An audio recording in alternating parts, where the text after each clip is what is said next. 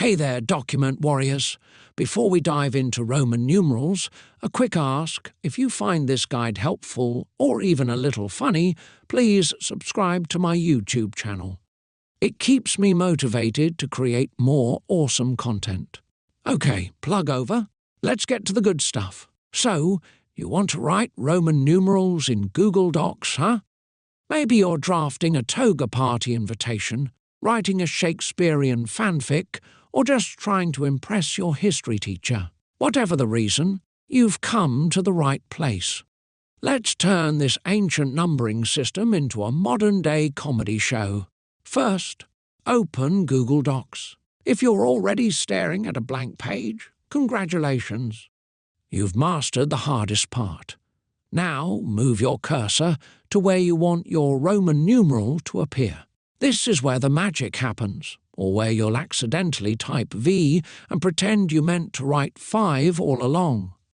From the top menu, click Insert. No, not Insert Dad Jokes, though that would be a fantastic feature. Just Insert. After clicking Insert, you'll see a drop-down menu. Look for Special Characters and click it. This is where Google Docs hides all its secret symbols like emojis, math signs, and, of course, Roman numerals. In the search box, type Roman. This will bring up all the Roman numerals Google Docs has to offer. It's like a buffet, but instead of food, you get letters that represent numbers. Fun fact, if you type Caesar instead, nothing happens. I tried. Google doesn't care about your historical humour. Now, you'll see a list of Roman numerals.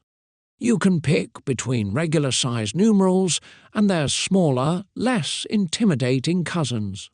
Just click on the one you want, and it'll magically appear in your document. And there you have it. You're now a certified Roman numeral wizard.